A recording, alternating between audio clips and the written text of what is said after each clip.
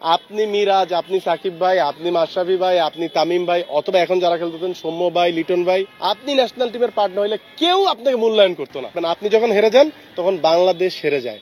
ভাই যেটা হয়েছে কি, আমি এখন যেই কথাটা বলবো, যারা আমার এই ইন্টারভিউটা দেখছেন আপনাদের অনেকের সাথে মিলবে। এমন হয়েছে বাংলাদেশের ক্রিকেট খেলতে দেখতে বসছি, বাজে খেলছে, এত বাজে খেলছে, হৃদয় ভেঙে চুরমার হয়ে গেছে।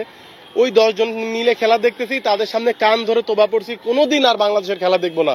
এবং যারা ছিল একসাথে তাদেরকে সাক্ষী রেখেছি, আবার যদি খেলা দেখি তোমরা যা ইচ্ছা তাই বলো, জেন্টালম্যান কমিটমেন্ট এরকম বলে উঠে আসছি। বান্ডেল থাকলে প্রতি সেনমানিতে টাকা বাঁচবে। বিকাশ সেনমানি বান্ডিল কিনে জিতুন প্রতি লেনদেনে। পরের দিনই যখন বাংলাদেশের খেলা হয়েছে, ওই 10 জন লোকের ভয় কিন্তু আমি পিছন থেকে উকি মেরে দেখতাম। এটা আমার আবেগ, এটা আমার বাংলাদেশ ক্রিকেটের প্রতি ভালোবাসা। এবং এইটা শুধু আমি রাশেদ সীমান্ত না, আপনার সাথেও ঘটেছে, আপনার সাথেও ঘটেছে, এটা আমি শিওর।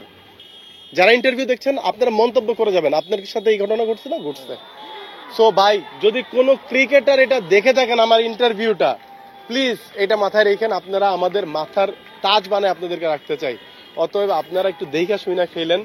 আপনি মিরাজ, আপনি সাকিব ভাই, আপনি মাশরাফি ভাই, আপনি তামিম ভাই, অথবা এখন যারা খেলতেছেন সৌম্য ভাই, লিটন ভাই, আমি রাশেদ সীমান্ত, আমরা, আপনারা, বিশেষ করে আপনারা ক্রিকেটাররা, ধরুন আমি অভিনয় না করলে কেউ চিনতো না, আপনি ন্যাশনাল টিমের পার্টনার হইলে কেউ আপনাকে মূল্যায়ন করতো না। সো ভাই, আপনাদেরকে আমরা আরো মূল্যায়ন করতে চাই, মাথায় করে রাখতে চাই। মনে রাখবেন, আপনি যখন হেরে যান তখন বাংলাদেশ হেরে যায়, বাংলাদেশের পতাকা উড়ন্ত পতাকায় ধাক্কা লাগে। সো এইটা একটু মাথায় রাখেন। আমরা চাই পৃথিবীর বুকে আপনাদের ব্যাট বলের মাধ্যমে বাংলাদেশের পতাকা পথ পথ করে উঠতে থাকুক।